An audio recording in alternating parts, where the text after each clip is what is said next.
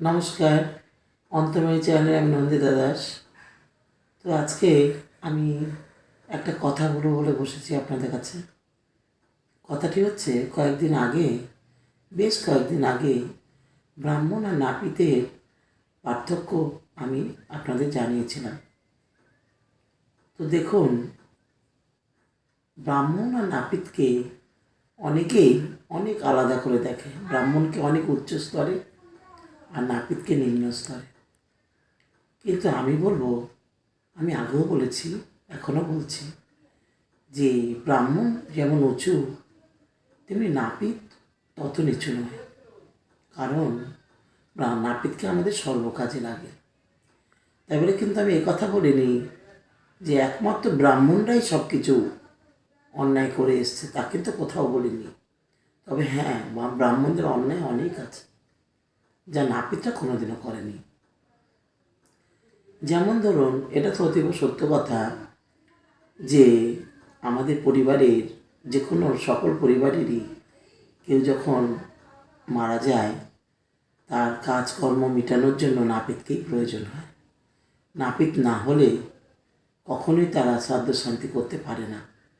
এমনকি এটা বাচ্চা হলেও নাপিতকে লাগে, বিয়েতে নাপিতকে লাগে, অন্নপ্রাশনে লাগে, পৈতেতে লাগে। নাপিত ছাড়া কোনো কাজ সম্পূর্ণ হয় না, একমাত্র পুজো বাদ দিয়ে। এটা আমি কিন্তু আগেও বলেছি, আর এটা অতীব সত্য কথাই বলেছি, এর মধ্যে কোনো মিথ্যা নেই। তো কিছুদিন ধরে কয়েকটি কমেন্ট আমাকে খুব বিভ্রান্ত করছে। তো উত্তর আমি দিই না তা না, উত্তর আমি তাদের দিয়ে দিই, কিন্তু আমি আপনাদের সামনে বসে দিই না। তবে হ্যাঁ, অনেকে আবার এমনও কমেন্ট করে যে আমি ভালো বলেছি, ঠিক বলেছি, খুব ভালো কথা, একদম ঠিক।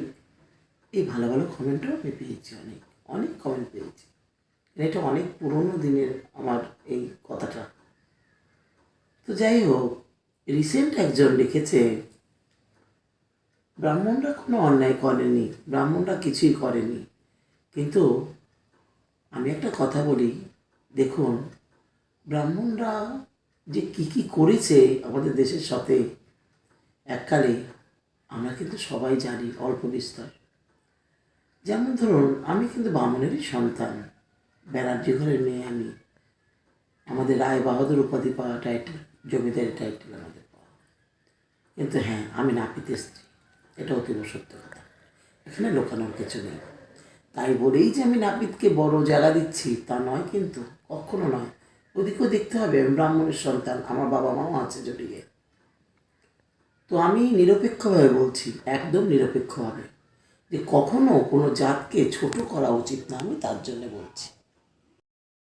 যেমন দেখুন, আজকে আমরা যখন দেখে শুনে বিয়ে দিই, তখন আমরা অনেক জাত, ক্ষণ, দিন, সময় সব কিছু দেখে দিই।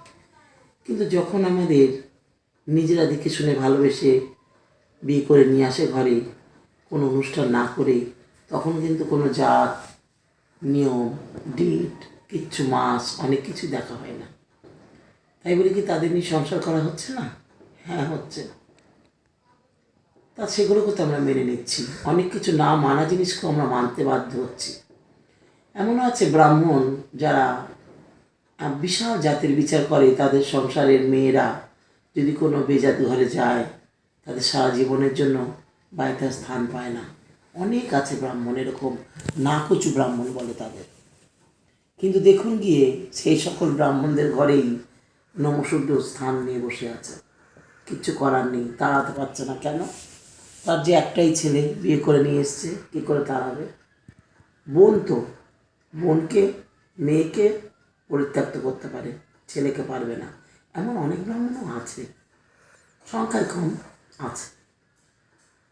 তো আমি একটা কথাই বলবো, যে আগেকার দিনে ব্রাহ্মণরা এমন নিয়ম করেছিল, এই যেমন কুলীন ব্রাহ্মণ প্রথা, এই যে মেয়েদের অল্প বয়সে সব বিয়ে দিত কাদের সাথে? কুলীন ব্রাহ্মণদের সাথে। না, তাদের আর বিয়ে হবে না। বৃদ্ধ বৃদ্ধ লোকেদের সঙ্গে বাচ্চা বাচ্চা মেয়েদের বিয়ে দিয়ে দিত। আর কী করতো?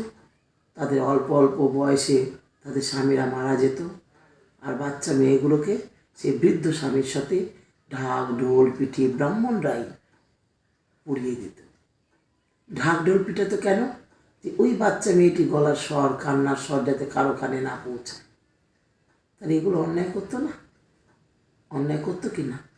এই সতীদাহ প্রথা নিবারণ করলো আমাদের রাজা রামমোহন রায়, বিদ্যাসাগর, এরা সকলে মিলে, এবং আমাদের রানী রাসমণিও ছিলেন, রাজচন্দ্রও ছিলেন, এরাও ছিলেন। এমনকি আমাদের ব্রিটিশ কিছু ব্যক্তিও ছিলেন। তারপরে দেখুন বিধবা বিয়ে, সতীদাহ প্রথাতে আমাদের ব্রিটিশ বলতে উইলিয়াম বেন্টিনের কথা আমাদের বলতে হয়, উনিও ছিলেন। বিধবা বিয়ে, বিধবা মেয়েগুলোকে ওই বুড়ো মানুষগুলো যখন দেখলেন সতীদাহ প্রথা উঠে গেল, ব্রাহ্মণদের সঙ্গে যুদ্ধ করে এই করে তাই করে ব্রিটিশদের সঙ্গে পরামর্শ করে বিধবাদের আবার নতুন করে বিয়ে দেওয়ার প্রথা সৃষ্টি হলো। তখন আবার সেই বাধা ব্রাহ্মণদের করতে দেবে না, কোনো বিধবা মেয়েকে বিয়ে দিতে দেবে না। কিন্তু সেটা কে করলো? আমাদের বিদ্যাসাগর। আমাদের বিদ্যাসাগর এই বিরাট একটা উপকার করে দিয়ে গেল। কেননা বাচ্চা বাচ্চা মেয়েরা বিধবা থেকে তারা কোথায় যাবে? তাদের কে দেখবে? তাদের ভবিষ্যৎ কী? তারা যদি আবার নতুন করে সংসার করে তাহলে তাদের ভবিষ্যৎ হবে, এই চিন্তাধারা নেই। তাই বলছি, ব্রাহ্মণরা যে কী কী কী যে করেছে আর কী কী করেনি। তারপরে দেখুন সবচেয়ে বড় কথা যেটা প্রাধান্য, আজকে মায়েরা বাচ্চাদের পড়াতে পারছে। কেন পড়াতে পারছে? তার জন্য আমাদের রানী রাসমণি মা, যাকে আমরা শতকোটি প্রণাম জানাই, ওনার জন্য। কেন উনি নিজে শিক্ষিত হয়েছিলেন এবং তাতে সায় দিয়েছিলেন ওনার স্বামী রাজচন্দ্র। তবে উনি অনেক কষ্ট করে পড়াশোনা করেছিলেন এবং নিজের মেয়েদেরও উনি শিক্ষিত করেছিলেন, এবং সেই সময় যাতে নারী শিক্ষা হয় তার জন্য উনি যথেষ্ট চেষ্টা করেছিলেন, এবং তার সঙ্গে বিদ্যাসাগরও ছিলেন, রাজা রামমোহন রায় ছিলেন। ইংরাজি শিক্ষার জন্য রাজা রামমোহন রায়, মহিলারা যাতে ইংরেজি শিক্ষা অর্জন করে তাতে রাজা রামমোহন রায় অনেক চেষ্টা করেছেন। আজকে দেখুন তখনকার সময় ব্রাহ্মণরা এই পড়াশোনা বাধা দিয়েছে কেন? কি বলতেন?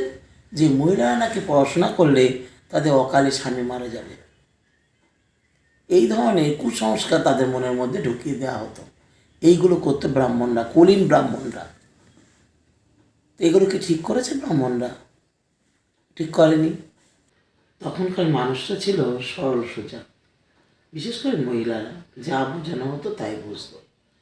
তখনকার সময় মহিলাদের কাঠের পুতুলের মতন ব্যবহার করা হতো। তাদের কোনো ক্ষমতাই ছিল না, তারা পরিবারে কোনো মাথা উঁচু করে কথাই বলতে পারতো না, যেটা আজকে পারছে না কেউ। আজকে মহিলারা নিজের পায়ে দাঁড়িয়েছে।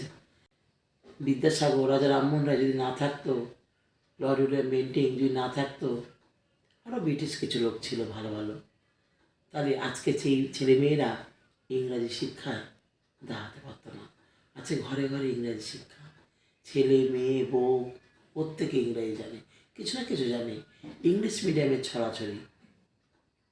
হ্যাঁ, সরকারি স্কুলে কটা ছেলে মেয়ে পড়ে হিসাব করে দেখুন? পড়ে না, ইংরাজি স্কুলে বেশি পড়ে। কিন্তু আজকালকার যে ঘরে মায়েরা সেই সকল বাচ্চাদের যে পড়াচ্ছে, কার থেকে এসছে? সেই আগের থেকে তার মা পড়িয়েছে, তার মা তার বাচ্চাকে পড়িয়েছে, এইভাবে আস্তে আস্তে করে এগিয়ে এসছে। তাহলে আজকালকার দিনে যে ব্রাহ্মণ যে আগের দিনে করে এসেছে সেটা এখন আর পারছে না। এখন তারা কি করছে? তারা রুজি রুটি করে কোনো রকম দিন কাটাচ্ছে। তারা, হ্যাঁ, যারা সরকারি চাকরি করে কিছু ব্রাহ্মণ, তাদের কথা আলাদা। আর যে সকল ব্রাহ্মণ পুজো আর্চা করে দিন চালাচ্ছে, তাদের আর সেই আগেকার মতন সেই দম্ভ, অতি দম্ভ নেই। এমনিও দম্ভ থাকা ঠিক নয়।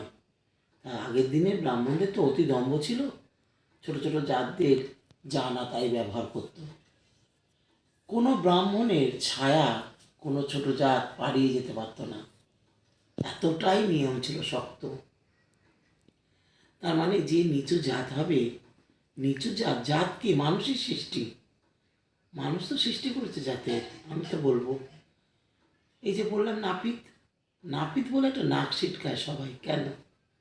নাপিত ছাড়া তো সত্যি বলছি কোনো কাজ হবে না, একমাত্র পুজো ছাড়া। পুজো নাপিত করতে পারে না, তা ঘরের পুজো নাপিতরা করে, ঘরেরটা ঘরে করে, বাইরের পুজো করতে পারে না। নিজের ঘরের প্রতিদিন ঠাকুর পুজো করছে না, করছে, সেটুকুর অধিকার তো আছে। কিন্তু পুরোহিতরা যেরকম ব্যবসা করে নিয়েছে, সেইটা নাপিতরা পুজো নিয়ে ব্যবসা করতে পারবে না। তারপরে এই নয় যে নাপিত ছোট আর পুরোহিত বড়, কখনো না। আমি তোমাকে বলবো যে কমেন্ট করে আমাকে বলেছো যে করোনার সময় ব্রাহ্মণরা কি ঢুকতে দেয়নি, বাধা দিয়েছে, এই যে বলেছো। আমি একটা কথা বলি, এর মধ্যে রোগকে এনো না, রোগকে নিয়ে লাভ নেই। তখনকার ব্রাহ্মণদের কথা হয়েছে, বর্তমানে করোনা রোগটা হয়েছে, আর রোগের সঙ্গে জাতের কোনোদিনও তুলনা হয় না। রোগ রোগ আর জাত জাত, এটা মাথায় রেখো। সবসময় কাউকে কমেন্টে কিছু বলতে হলে আগে নিজে ভাববে যে আমি কি বলছি, কথাটার মানে কি দাঁড়াচ্ছে, তারপর কমেন্ট করো। কমেন্ট করতে কেউ বারণ করেনি, আর জানবে কমেন্ট করলেই ভালো লাগে, কারণ আমি কি বলছি, কতটা তোমার লাগছে, আর কতটা তুমি পড়ছো, কতটা তুমি বিরক্ত হচ্ছ, তারপর তো তুমি কমেন্ট করছো, ওটাই আমার আনন্দ। তা তোমরা কমেন্ট করবে, আমি এটাই চাই। আমার কথা শুনে তোমরা কমেন্ট নিশ্চয়ই করবে, তবে হ্যাঁ, ভেতরে কমেন্ট দেখলে আমি নিশ্চয়ই আবার প্রতি উত্তর দেব। আজকে এই অবধি, নমস্কার।